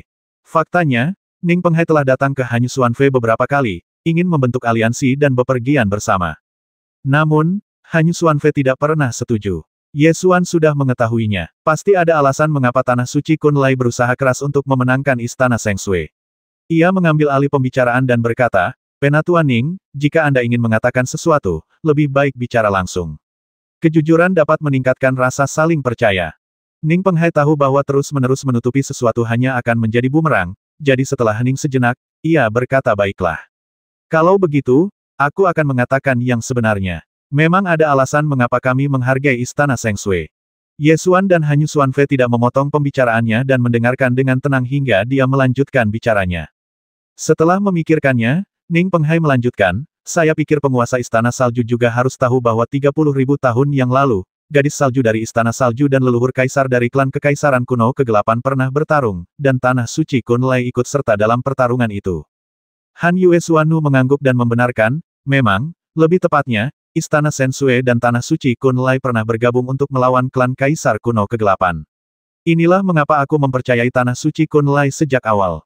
Ning Penghai melanjutkan, justru karena Tanah Suci Kunlai ikut serta dalam pertempuran itulah mereka mempelajari beberapa rahasia yang tidak diketahui oleh kekuatan kultivasi lain. Sebenarnya, mereka ingin memanfaatkan Istana Sensue dan memiliki peluang lebih besar untuk menemukan Chang Shengtian. Han Yue Xuannu menyipitkan matanya sedikit dan bertanya dengan hati-hati rahasia apa yang sedang kamu bicarakan. Ning Penghai tersenyum tulus dan berkata, Tuan Istana Sensue, jangan gugup. Rahasia yang kukatakan adalah bahwa dalam pertempuran 30.000 tahun yang lalu, burung ilahi Phoenix Es jatuh di Tanah Suci Dewa Bintang. Tidak banyak kekuatan kultivasi yang mengetahui rahasia ini. Han Yue Xuannu mengerutkan kening, menunjukkan sedikit ketidaksenangan di wajahnya, dan bertanya burung ilahi Phoenix Es memang mati dalam pertempuran itu, lalu kenapa? Ning Penghai menjelaskan menurut lempengan batu giok kuno di Tanah Suci Kunlai, klan Kaisar Kuno Kegelapan dan Istana Salju Ilahi menemukan jalan menuju surga abadi pada saat yang bersamaan, dan kemudian terjadilah pertempuran. Dengan kata lain, tempat burung ilahi Phoenix Es jatuh adalah lokasi jalan surga abadi. Ekspresi Hanyu Xuanfei menjadi semakin serius, karena dia telah memikirkan rahasia ini sejak lama, dan sekarang ditemukan oleh Tanah Suci Kunlai. Jika rahasia ini bocor, itu berarti Istana Sensue kemungkinan akan berada dalam krisis. Ning Penghai mencoba berbicara terus terang, lalu melanjutkan, aku tahu ada seorang Santo Phoenix Es di Istana Sensue yang memiliki darah Phoenix Es dan telah datang ke sini. Kurasa Istana Sensue pasti ingin Santo Phoenix Es ini memasuki Tanah Suci Dewa Bintang untuk mengambil roh Phoenix Es. Secara teori, tempat burung ilahi Phoenix Es jatuh seharusnya menjadi tempat di mana roh Phoenix Es paling banyak berada. Oleh karena itu, Santo Phoenix Es seharusnya dapat dengan mudah menemukan tempat burung ilahi Phoenix Es jatuh, dan tempat itu adalah pintu masuk ke jalan surgawi abadi. Wajah Hanyu Xuanfei menjadi gelap. Rahasia ini sangat penting, yang berarti Saint Ice Phoenix dapat menemukan jalan menuju surga abadi secepat mungkin. Jika kekuatan praktisi lain mengetahui rahasia ini, sulit untuk mengatakan apa yang akan terjadi. Ning Penghai tentu saja tahu kekhawatiran Hanyu Xuanfei, dan segera meyakinkannya, Tuan Istana Sensue tenang saja. Kami tidak pernah membocorkan rahasia ini kepada pihak manapun. Kami hanya ingin memanfaatkan Istana Sensue dan menemukan jalan menuju Chang Shengtian. Selain itu, kami tidak punya permintaan lain. Meskipun Ning Penghai berbicara dengan nada yang sangat santai dan sikap yang rendah hati, Ye Xuan dan Hanyu Xuanfei keduanya dapat mengetahui bahwa dia sebenarnya sedang mengancam. Jika Istana Sensue tidak ingin rahasianya terbongkar, maka harus menyetujui permintaan Tanah Suci Kunlai. Wajah Hanyu Xuanfei tampak agak jelek. Meskipun sikap pihak lain santai, ancaman tetaplah ancaman, dan sifatnya tidak akan berubah hanya karena sikap yang baik. Ye Xuan bertanya dengan acuh tak acuh bagaimana kamu bisa yakin bahwa jalan menuju Chang Shengtian tertuju pada satu tempat. Tentu saja aku tidak yakin tentang ini, tapi setidaknya tempat burung ilahi Phoenix Es jatuh adalah tempat yang paling mungkin untuk jalan menuju keabadian. Tuan Ye tidak akan menyangkalnya, kan? Jawab Ning Penghai sambil tersenyum. Baiklah, anggap saja jalan menuju keabadian ada di sana. Aku ingat Tanah Suci Kunlai telah bersekutu dengan puluhan kekuatan kultivasi. Jika kami membawamu mencari jalan menuju keabadian, apakah kau berencana untuk berkonflik dengan puluhan kekuatan kultivasi? Ye Xuan menatap matanya dengan sedikit gurauan di matanya. Pada zaman kuno, ketika relik suci Dewa Bintang muncul, Istana Sensue dan klan Kaisar Mingu bertarung dengan sengit. Ini menunjukkan bahwa ada beberapa tabu di jalan menuju Chang Shengtian yang tidak dapat dilewati oleh semua orang, dan Tanah Suci Kunlai telah membentuk aliansi dengan puluhan kekuatan kultivasi. Jika begitu banyak pasukan yang berlatih pergi ke sana bersama-sama, orang dapat membayangkan apa yang akan terjadi. Ning Penghai tersenyum dan berkata, ini tidak sulit dipecahkan. Kita tidak bisa memprediksi bahaya apa yang akan kita hadapi setelah memasuki Tanah Suci Dewa Bintang, jadi sulit untuk mengatakan berapa banyak orang yang bisa sampai di sana pada akhirnya. Jika terlalu banyak kekuatan kultivasi yang bepergian bersama, maka ketika kita sudah dekat dengan tujuan, kau dan aku bisa meninggalkan tim dan pergi sendiri. Ye Xuan melengkungkan bibirnya dan terkekeh, jadi, Tanah Suci Kunlai telah membentuk aliansi dengan begitu banyak kekuatan kultivasi, tetapi sebenarnya, itu hanya memanfaatkan mereka. Ning Penghai tidak menyangkalnya dan berkata sambil tersenyum beginilah aturan dunia ini. Kau punya kekuatan atau nilai. Kalau kau tidak punya keduanya, apalagi yang kau inginkan? Sangat nyata, Ye Xuan tersenyum dan tidak merasa ada yang salah dengan pendekatan Tanah Suci Kunlai. Bagaimana, Tuan Istana Hanyu, Tuan Muda Ye, sudahkah kalian memutuskan? Tanya Ning Penghai lagi. Ekspresi Ye Xuan menjadi serius, dan dia bertanya dengan suara berat selain kamu, berapa banyak orang lain yang tahu rahasia ini? Ning Penghai menjawab dengan nada serius yang sama kecuali para tetua senior dari Tanah Suci Kunlai, hal ini belum dibocorkan kepada siapapun. Kunci rahasia ini adalah Xiang Ling. Begitu rahasia ini bocor, Xiang Ling kemungkinan besar akan berada dalam bahaya, jadi kita harus sangat berhati-hati. Ye Xuan berkata dengan suara berat tapi Istana Salju bisa bertindak bersama Tanah Suci Kunlai. Namun, kalian harus mendengarkan kami kapan harus berangkat. Mulai sekarang, kepentingan Istana Salju dan Tanah Suci Kunlai terikat bersama. Setelah rahasia ini bocor, kalian bisa melupakannya. Kalian harus menjelaskannya dengan jelas. Ning Penghai sedikit mengernyit dan bertanya, kapan kamu berencana memasuki Tanah Suci Dewa Bintang? Jangan terburu-buru. Biarkan Sekte Abadi yang tidak sabar itu mencari jalannya dulu, kata Ye Xuan. Apa kau tidak terburu-buru? Bagaimana kalau pasukan praktisi lain menemukan jalan ke Changsheng duluan? Tanya Ning Penghai sambil mengerutkan kening. Jika tidak ada Saint Ice Phoenix, menurutmu berapa lama waktu yang dibutuhkan untuk menemukan Changsheng jika kita secara menangui buta memasuki Tanah Suci Dewa Bintang? Tanya Ye Xuan balik. Ning Penghai berkata dengan suara berat, jangan lupa bahwa klan Kaisar Kuno Kegelapan telah memasuki Tanah Suci Dewa Bintang. Klan Kaisar Kuno Kegelapan pernah ke Changsheng sebelumnya. Bagaimana jika mereka juga tahu lokasi Changsheng? Ye Xuan merentangkan tangannya dan berkata, kalau begitu, kenapa kau tidak ikut saja dengan klan Kaisar Kuno Kegelapan? Bukankah akan lebih cepat menemukan jalan ke Changsheng? Kalau kau ikut kami, kau masih harus perlahan-lahan mencari roh Phoenix S, yang akan memakan waktu lebih lama daripada klan Kaisar Kuno Kegelapan. Mata Ning Penghai menyipit, dan dia harus mengakui bahwa ini adalah fakta. Jika klan Kaisar Kuno Kegelapan benar-benar mengetahui lokasi jalan surgawi abadi, maka bahkan dengan Santo Phoenix S yang memimpin jalan, mereka tidak akan mampu lebih cepat dari klan Kaisar Kuno Kegelapan. Setelah keluar dari gedung Land Rover, Ye Xuan kembali ke paviliun tepi air hutan Frost. Xiang Ling sedang bermain dengan Lei Qiyu di halaman. Kedua anak itu tampak seperti tak akan pernah dewasa, dan kepakan mereka membuat kepingan salju beterbangan di langit. Ye Xuan berjalan mendekat dan mengingatkan jangan berkeliaran hari ini, tetaplah di paviliun tepi air hutan beku. Xiang Ling merasa nada bicara kakaknya sangat serius, lalu mengerutkan kening dan bertanya, kakak, apa yang terjadi? Ada beberapa hal yang berkaitan dengan roh Phoenix S, yang mungkin mengancam. Singkatnya, mulai hari ini, kau harus tetap bersama tuanmu atau tetap berada di bawah pengawasanku. Ye Xuan memperingatkan. Xiang Ling tahu bahwa masalahnya mungkin serius, jadi dia mengangguk dengan serius dan setuju, saya mengerti. Di Gunung Xiaokun, terungkap bahwa ada sekelompok kultivator yang berangkat menuju kuil suci Dewa Bintang. Beberapa kekuatan kultivasi yang pernah bersekutu dengan Tanah Suci Kunlai telah pergi, karena kekuatan kultivasi sekutu ini telah berulang kali bertanya kepada Tanah Suci Kunlai kapan mereka akan memasuki situs suci Dewa Bintang, dan jawaban yang mereka dapatkan adalah tunggu. Oleh karena itu, secara bertahap beberapa kekuatan kultivasi menjadi tidak sabar dan memilih untuk membentuk aliansi dengan kekuatan lain dan berangkat memasuki Tanah Suci Dewa Bintang. Lambat laun, hanya tersisa sekitar selusin pasukan yang berlatih di Gunung Xiaokun, dan mereka masih menunggu. Ning Penghai juga menjadi sedikit tidak sabar dan datang menemui Hanyu Xuanfei berkali-kali untuk menanyakan tanggal keberangkatan. Hanyu Xuanfei tidak pernah memberikan jawaban yang akurat. Ning Penghai juga secara bertahap menjadi tidak puas dan sikapnya menjadi jauh lebih dingin. Setelah menunggu selama sebulan, kesabaran Tanah Suci Kunlai telah mencapai batasnya.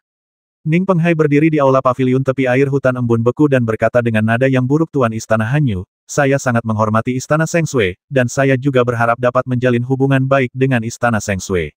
Namun, Tanah Suci Kunlai tidak diputuskan oleh saya sendiri. Saya telah menjelaskan kepada para tetua sekte berkali-kali, tetapi tertunda selama sebulan. Jika terus tertunda, saya tidak dapat menjamin apa yang akan terjadi. Wajah Hanyu Xuanfei semuram air. Antara Tanah Suci Kunlai dan Ye Xuan, dia pasti akan memilih untuk percaya pada Ye Xuan. Karena Ye Xuan bilang ingin menunggu, maka dia akan terus menunggu. Namun, beberapa masalah secara bertahap muncul dalam hubungan antara Tanah Suci Kunlai. Kepala Istana Hanyu, hari ini adalah batas waktu terakhir. Jika saya tidak mendapatkan jawaban yang akurat, perjanjian sebelumnya akan dibatalkan, kata Ning Penghai dengan suara berat. Mata Hanyu Xuanfei menjadi gelap, dia mendengar ancaman dalam kata-kata Ning Penghai. Setelah perjanjian sebelumnya dibatalkan, artinya Tanah Suci Kunlai tidak akan lagi menyimpan rahasia Santo Phoenix S untuk Istana Salju Ilahi. Sulit untuk mengatakan apa yang akan terjadi selanjutnya. Tepat ketika suasana antara kedua belah pihak menegang, Qin Tai'an melangkah masuk ke aula dan berkata dengan lantang, "Kalau begitu, ayo kita berangkat secepatnya." Han Yue Xuanwu menunjukkan sedikit kejutan di wajahnya dan bertanya, "Jenderal Qin, apakah Anda baru saja keluar dari retret?" "Saya sudah meninggalkan Bea Cukai. Apakah ada terobosan dalam keterampilan sihir yang kau latih?" Hanyu Xuanfei bertanya lagi. Qin Tai'an menggelengkan kepala dan tersenyum, Roh Kudus Dewa Bintang ada di depan mata kita. Tidak akan ada terobosan besar jika kita berlatih di menit terakhir. Meskipun Qin Tai'an berkata demikian, Hanyu Xuanfei jelas merasakan auranya jauh lebih kuat dari sebelumnya. Sekalipun tidak ada terobosan besar, seharusnya auranya sudah membaik. Hanyu Xuanfei tahu sejak awal mengapa Ye Xuan menunggu. Sebenarnya, dia hanya tidak ingin mengganggu retret dan latihan Qin Tai'an. Sekarang Qin Tai'an telah keluar, tidak perlu menunggu lebih lama lagi. Han Yue Xuanwu menatap Ning Penghai dan berkata dengan nada dingin, "Kembalilah dan beritahu para tetua sekte kalian bahwa kalian dapat berangkat kapan saja." Ning Penghai kemudian merilekskan ekspresinya dan berkata, "Baiklah, waktunya hampir habis, tidak perlu ditunda lagi, ayo kita lakukan besok.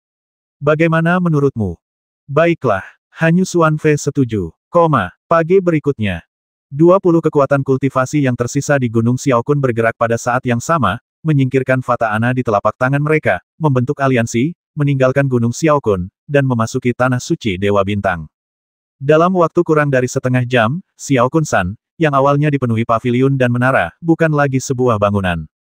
Di antara lebih dari 20 kekuatan kultivasi yang bepergian bersama, fondasi dan kekuatan mereka sangat bervariasi. Meskipun ada lebih dari 20 kekuatan kultivasi yang membentuk aliansi dan bepergian bersama, mereka masih menjaga jarak satu sama lain. Yang mengejutkan Ye Xuan adalah bahwa manusia naga benar-benar bertahan sampai sekarang. Lebih dari 100 master klan naga mengawal perahu terbang dan terbang di ujung tim. Peti mati emas bertanduk naga sudah berada di kapal terbang Duntian, sama seperti saat mereka datang. Selain peti mati emas bertanduk naga milik kaum naga, keluarga Nanzhao kuno juga turut serta dalam tim, mengawal peti mati perunggu kuno. Hitungan kasar menunjukkan bahwa ada total 18 peti mati kuno dengan berbagai gaya aneh dalam tim tersebut. Beberapa pasukan tersisa yang tidak membawa peti mati kuno tidak serta-merta gagal mengawal leluhur Tingshu, tetapi malah menggunakan perahu terbang atau benda lain untuk melindungi peti mati kuno tersebut. Ye Xuan melihat sekeliling dan pada dasarnya dapat menyimpulkan bahwa hampir semua kekuatan kultivasi datang untuk Chang Shengtian. Tim tersebut secara bertahap mendekati dinding kristal hampa dunia pertama Rerun Dewa Suci Dewa Bintang dan berhenti di depan dinding kristal hampa. Tanah Suci Kunlai merupakan poros aliansi tim ini, yang bertugas mengatur kerja masing-masing pasukan latihan. Saat membentuk aliansi, Ning Penghai hanya mencatat spesialisasi dan kemampuan masing-masing kekuatan kultivasi dan membagi tanggung jawab yang berbeda. Ning Penghai memegang sepotong giok di tangannya dan menggunakan kesadaran ilahinya untuk mengirimkan suara yang dapat didengar oleh semua kekuatan kultivasi sekarang. Sekte Pedang Suci Kuno, Istana Tianxuang, dan keluarga kuno Nanzhao bertanggung jawab untuk menerobos dinding kristal kekosongan. Inilah keuntungan membentuk aliansi. Tugas dapat dibagi satu sama lain, sehingga tidak ada satupun pasukan yang harus mengerahkan seluruh energi untuk menyelesaikan semua pekerjaan. Mendengar perkataan Ning Penghai, Sekte Suci Pedang Kuno, Istana Tianxuang, dan keluarga kuno Nanzhao masing-masing mengirimkan lebih dari 10 tetua, membawa harta karun sekte mereka masing-masing, dan bekerja sama untuk menerobos dinding kristal hampa. Setelah dinding kristal hampa hancur, tim segera memasukinya. Setelah seluruh tim memasuki dunia pertama, dinding kristal hampa di belakang mereka perlahan-lahan tertutup sedikit demi sedikit di bawah pengaruh kekuatan hukum. Pergerakan tak biasa dari dinding kristal hampa itu langsung menimbulkan reaksi berantai dari jejak suci Dewa Bintang. Badai hukum melanda. Ning Penghai segera berteriak, "Manusia naga, giliranmu." 3 tetua suku naga terbang ke depan dan melemparkan serangkaian manik-manik tanduk naga untuk menghalangi badai hukum. Manik si tanduk naga memang merupakan harta karun unik klan naga. Manik ini memiliki keunggulan tak tertandingi dalam melawan badai hukum. Jika tidak ada badai hukum setempat yang disebabkan oleh manik si tanduk naga milik klan naga, badai hukum ini saja sudah cukup untuk menghalangi beberapa kekuatan yang berlatih dalam tim. Setelah menghalangi badai hukum, tim terus bergerak maju. Han Yue Xuanwu mulai mengingatkan Xiang Ling, "Perhatikan napas roh Phoenix S. Kita perlu mengumpulkan semua kekuatan Phoenix S." "Oke." Xiang Ling memejamkan mata, berkomunikasi dengan roh Phoenix S, dan merasakannya dengan saksama. Lalu ia menunjuk ke suatu arah dan berkata, "Sepertinya ada sedikit sensasi di sana, tapi sangat lemah. Aku tidak yakin." Hanyu Xuanfei mengirimkan pikiran ilahi kepada Ning Penghai, meminta tim untuk bergerak ke arah Xiangling. Ning Penghai tidak ragu sedikit pun. Awalnya, ia pergi bersama Istana Seng Sui agar Istana Seng Sui yang memimpin. Jadi, tim mulai bergerak ke arah yang ditunjukkan oleh Xiangling. Semua petunjuk arah disampaikan oleh Hanyu Xuanfei melalui pikiran ilahinya, dan Tanah Suci Kunlai juga memiliki pemahaman diam-diam. Kedua belah pihak merahasiakannya dan berusaha sebaik mungkin untuk tidak membiarkan kekuatan praktisi lain mengetahui kuncinya. Ye Xuan duduk di belakang bola guntur, terbang di dunia pertama Dewa Bintang Tritunggal Maha Kudus, mengamati situasi dunia ini. Dunia ini tidak terlalu besar, sekitar sepertiga ukuran Kyushu. Karena sering dibaptis oleh badai hukum, tidak ada makhluk hidup yang terlihat di dunia ini, hanya gunung dan sungai tandus. Tanah Suci Kunlai pernah berspekulasi bahwa 128 dunia di situs suci bintang dewa merupakan alam abadi para dewa kuno.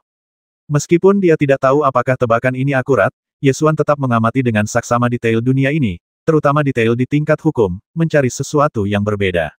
Aku menggunakan akal ilahi untuk menyelidiki hukum-hukum dunia ini, tetapi tidak menemukan sesuatu yang luar biasa. Perasaan ini benar-benar berbeda dari Istana Seng Sui. Istana Seng Sui memang dunia yang sangat unik. Di seluruh dunia Istana Seng Sui, setiap hukum didasarkan pada es dan salju. Oleh karena itu, dapat dipastikan bahwa semua hukum yang dimiliki oleh Kaisar Dewa yang kuat yang menciptakan Istana Seng Sui, dunia keabadian, pasti terkait dengan embun beku dan salju. Tidak ada yang istimewa tentang hukum dunia ini. Dunia ini tampak biasa saja. Dari sudut pandang ini, dunia ini seharusnya bukan dunia abadi yang diciptakan oleh Kaisar Dewa. Atau ada kemungkinan lain, dunia ini telah terlalu sering dirusak oleh badai hukum. Hukum-hukum asli telah tercampur dengan hukum-hukum dunia lain, menyebabkan hukum-hukum tersebut kehilangan karakteristik unik aslinya. Tim terus bergerak maju, melewati dunia pertama dan tiba di dinding kristal hampa kedua. Kali ini, 3 kekuatan kultivasi lainnya bertanggung jawab untuk menerobos dinding kristal kekosongan. Tim melewati dinding kristal hampa dan memasuki dunia kedua. Begitu aku memasuki dunia kedua, gelombang panas menerpa wajahku. Setelah mengamati lebih dekat, ia terkejut menemukan bahwa tidak ada daratan di dunia ini, melainkan lautan lava merah yang mendidih di bawahnya. Suhu tinggi melonjak dari lautan lava, dan para praktisi dengan basis kultivasi yang lebih rendah tidak dapat menahan gelombang panas tersebut, sehingga mereka segera melepaskan harta karun mereka untuk melawannya. Setelah memasuki dunia ini, Xiangling tiba-tiba membuka matanya, menunjuk ke suatu arah, dan berkata dengan cemas, "Guru, di sana." Hanyu Xuanfei menggunakan akal sehatnya untuk memberitahu Ning Penghai arah yang harus dituju. Tim mengubah arah dan terus bergerak maju. Pasukan kultivasi utama melepaskan berbagai harta karun untuk menahan gelombang panas yang melonjak dari lava di bawah. Semua orang awalnya bingung dengan perubahan yang tidak dapat dijelaskan itu, tetapi ketika napas dingin datang dari depan, tidak seorang pun mempertanyakannya lagi. Di dunia yang panas ini, angin sejuk yang tiba-tiba bertiup membuat semua orang merasa nyaman. Setelah tim menempuh perjalanan 1000 mil, sebuah platform batu muncul di lautan lava merah. Platform batu itu masih semerah api, tetapi kokoh dan tertanam di lautan lava. Di panggung batu, sesosok tubuh tengah duduk muncul. Lelaki itu duduk di atas panggung batu, tak bergerak, seolah-olah ia telah duduk di sana sejak zaman dahulu kala, dan menjadi satu dengan lautan lahar. Ketika semua orang melihat orang ini tiba-tiba muncul, mereka semua menjadi waspada. Setelah menggunakan indera kedewaan mereka untuk menyelidiki, mereka menemukan bahwa orang ini tidak memiliki napas kehidupan. Orang ini mengulurkan telapak tangannya, memegang bola cahaya es. Cahaya dingin itu mengembun menjadi lapisan tipis embun beku di telapak tangan orang ini. Di dunia yang begitu panas, embun beku benar-benar dapat terbentuk, yang menunjukkan betapa ajaibnya cahaya es ini. Hanyu Xuanfei membawa Xiangling keluar dari kapal terbang dan bersiap terbang menuju platform lava. Ye Xuan khawatir orang di platform lava itu dalam bahaya, jadi dia membiarkan bola guntur jatuh terlebih dahulu. Bola guntur jatuh ke landasan lava. Tanahnya terlalu panas, dan bola guntur terus melompat-lompat, kadang-kadang menyentuh platform lava dengan cakar kirinya, dan kadang-kadang menyentuh platform lava dengan cakar kanannya. Ye Xuan membuka wilayahnya, mengisolasi dirinya dari panasnya lahar, dan berjalan di depan orang itu. Orang ini sedang duduk, tubuhnya telah berubah menjadi batu, dan dari penampilannya, sepertinya ada sisik di tubuhnya. Dia bukan manusia, melainkan semacam peri yang hidup di air. Seorang eldar yang hidup di air ditemukan tewas di lautan lava. Agak aneh. Han Yue Xuanu membawa Xiangling ke depan Bingling Xiaguang dan berkata dengan suara berat, "Simpan saja." Xiangling mengangkat tangannya dan melambai ke arah bola cahaya spiritual es. Bola cahaya spiritual es itu kemudian berubah menjadi seekor burung kecil yang lincah dan terbang ke telapak tangannya, menyatu dengan tubuhnya, lalu menghilang. Guru, sudah selesai. Pada saat ini, kekuatan kultivasi lainnya juga mendarat di platform lava ini satu demi satu. Bagaimana orang ini bisa mati di sini? Seorang pria berjalan mendekat dan mengamati dengan saksama orang yang berbentuk batu itu, mencoba melihat sesuatu. Seseorang di dekatnya berkata dengan santai, entahlah. Mungkin dia meninggal di sini pada zaman dahulu. Ning Penghai juga berjalan mendekat dan mengamati orang yang seperti batu ini, merasa sedikit aneh ini bukan manusia, melainkan ras roh lain.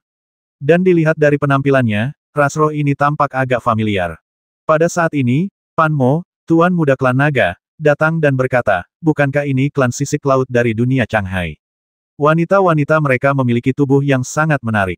Klan sisik laut dari dunia Changhai. Bukankah mereka bergabung dengan sekte abadi tersembunyi? Tanya orang lain penasaran. Sebelumnya, kekuatan kultivasi di Gunung Xiaokun membentuk aliansi mereka sendiri dan pergi. Di antara mereka, sekte abadi tersembunyi adalah salah satu sekte abadi dengan fondasi terdalam. Oleh karena itu, banyak kekuatan kultivasi bersedia mengikuti sekte abadi tersembunyi dan memasuki tanah suci Dewa Bintang. Ning Penghai kemudian teringat sekte abadi tersembunyi juga berasal dari dunia Changhai. Klan sisik laut seharusnya memiliki hubungan baik dengan sekte abadi tersembunyi. Memang benar mereka memasuki tanah suci Dewa Bintang sebulan yang lalu. Lalu mengapa seseorang dari klan sisik laut mati di sini? Tanya orang lain. Mungkin mereka mati di sini di zaman kuno. Klan sisik laut telah berubah menjadi batu, jadi mereka pasti sudah lama mati. Seseorang berspekulasi. Tepat pada saat ini, sesuatu mengapung di lautan lava, melayang ke sisi ini. Lihat. Apa itu? Seseorang segera menunjuk sesuatu yang mengapung di lautan lava dan berteriak. Ning Penghai mengerutkan kening, mengangkat tangannya dan meraih benda itu di udara. Benda itu terbang dengan bola lava besar. Lava itu tertiup oleh energi sejati di udara, dan akhirnya hanya benda itu yang jatuh ke tangan Ning Penghai. Ketika semua orang berkumpul untuk melihatnya, mereka menemukan bahwa benda itu sebenarnya adalah perisai berharga, yang telah terbakar merah karena mengambang di lautan lava.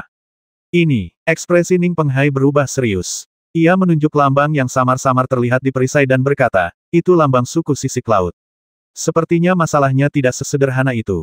Yesuan juga telah merasakan ada sesuatu yang salah sejak lama, dan segera melepaskan indera keilahiannya, masuk jauh ke dalam lautan lava untuk menyelidiki situasi dalam radius 1000 kaki. Sesaat kemudian, ia berkata dengan suara berat ratusan roh mati di bawah lautan lahar, dari segala jenis roh. Para master sekte abadi kuat lainnya yang hadir juga menggunakan akal ilahi mereka untuk menyelidiki dan wajah mereka menjadi gelap. Nan Zaoming dari keluarga kuno Nan Zhao berkata dengan suara berat roh-roh ini tidak mati di zaman kuno, mereka semua mati baru-baru ini. Mereka adalah tim yang memasuki kesengsaraan suci Dewa Bintang bersama dengan sekte abadi tersembunyi. Kenapa roh-roh kuat ini mati di sini? Mereka tidak mungkin mati terbakar oleh lahar. Apakah mereka diserang? Atau ada konflik internal di dalam tim sekte abadi tersembunyi? Semua orang mulai berspekulasi liar. 1570